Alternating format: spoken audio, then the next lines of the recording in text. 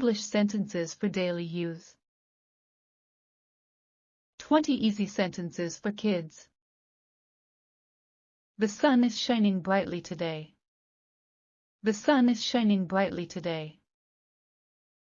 I love playing with my toys.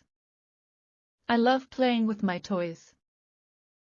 My favorite color is blue. My favorite color is blue. I like eating ice cream.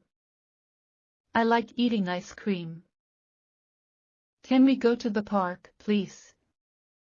Can we go to the park, please? I have a pet dog named Max. I have a pet dog named Max. Let's read a story together. Let's read a story together. I'm learning how to write my name. I'm learning how to write my name. I drew a picture of a flower. I drew a picture of a flower. I'm so excited about my birthday party. I'm so excited about my birthday party. Can we play a game of hide and seek? Can we play a game of hide and seek? Look at the beautiful butterfly. Look at the beautiful butterfly. I like to sing and dance.